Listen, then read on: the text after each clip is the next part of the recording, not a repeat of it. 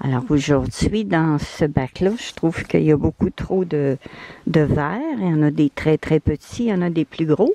Ça part du 10 juin jusqu'au 10 juillet. Alors j'ai fait un nouveau bac avec du son neuf.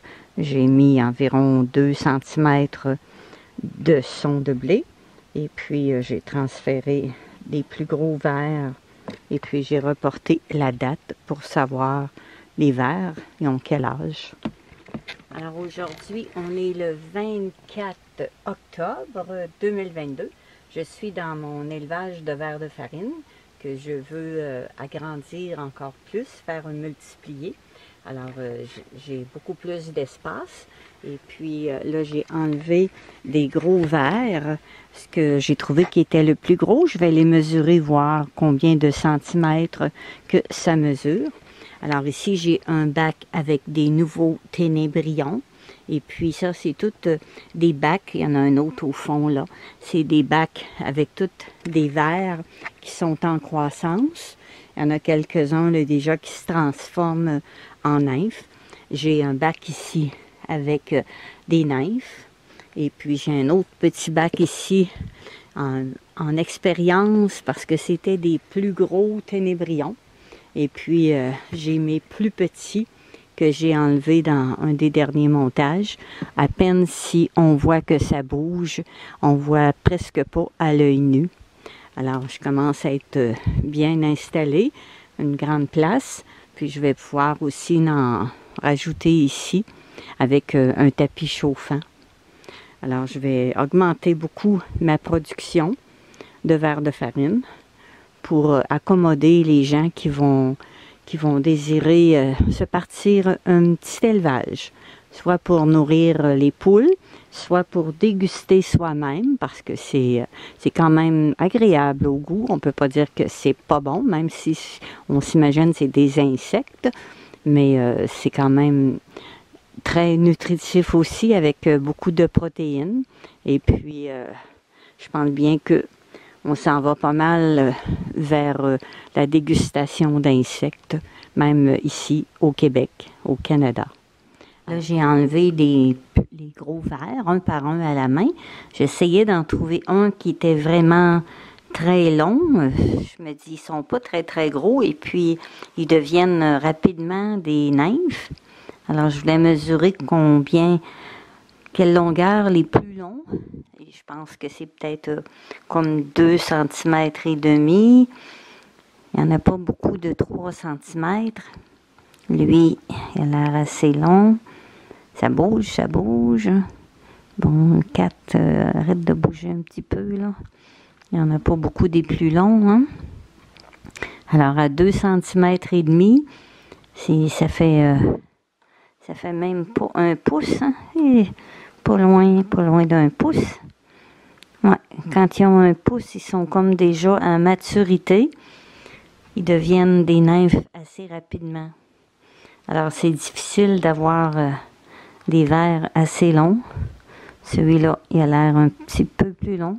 Ah, je pense que c'est pas mal lui le plus gros. Il y a 1 pouce, ça donne en centimètres. Comment ça donne en centimètres? 1 pouce, ça donne 2 cm et demi. C'est pas très très gros pour des vers de farine. Alors, je vais poser des questions à Gilles Lacroix, un expert en vers de farine. Il va peut-être me dire pourquoi ils ne deviennent pas plus longs. Il va vite, lui. Donc, comment tu mesures, là? 5 à 8, 4. Va pas trop vite, là. Va pas trop vite. Wow! Ah, il mesure un petit peu plus que 2 cm et demi.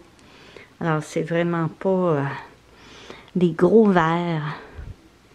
Parce qu'il y a plusieurs personnes qui me demandent pourquoi ils sont pas longs, qu'ils sont pas gros. Je pense que déjà, à cette grosseur-là, ils deviennent des nymphes. Alors, on aura la réponse bientôt. Dans ce petit contenant-là, il y a 70 vers qui ont environ 2 cm et demi. Alors, je vais les peser en grammes, comment ça donne. Alors, pour savoir combien pèsent environ les vers de farine, j'ai mis un contenant, la même chose, vide.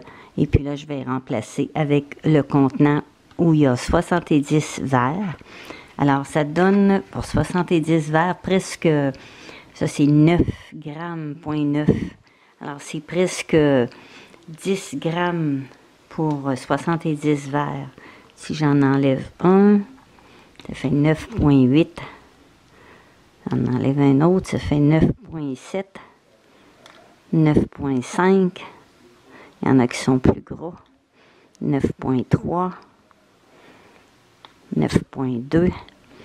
Alors que ça veut dire qu'un verre pèse environ 1/10 de gramme.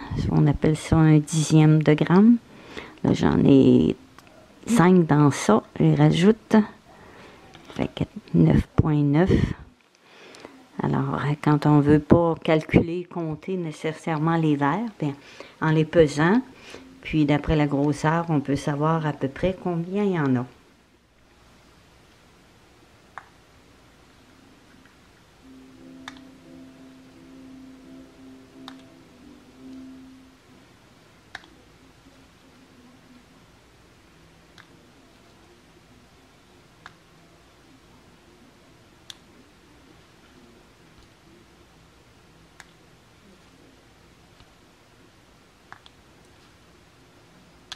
Là, il y a 10 verres, puis ça reste toujours à 0. 11, 12, 13, 14, 15,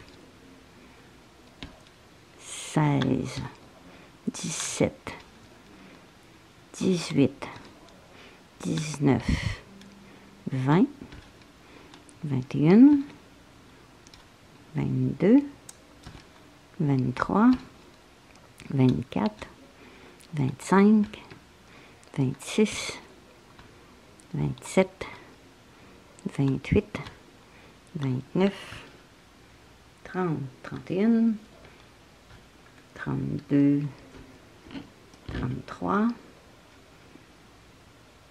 34, 35, 36, 37, 38, 39, 40, 41, 42, 43, 44, 45, 46, 47, 48, 49, 50, 51, 52, 53, 54, 54, 55, 56, 57, 58, 59, 60. Viens ici, mon bébé.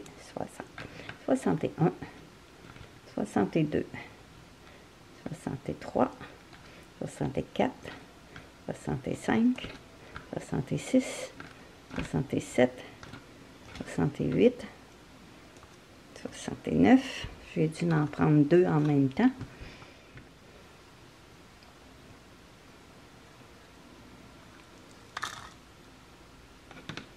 Ah, là, ça donne juste 10 grammes pour 70 verres. Là, aujourd'hui, je vais vous montrer les mêmes verres que j'ai pesés hier, qui étaient encore vivants. Là, je vais vous les montrer congelés, combien ça pèse.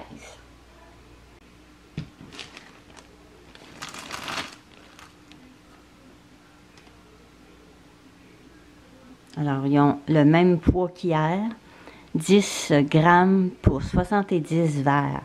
Alors, en divisant, ça donne environ 0,15 grammes pour un verre.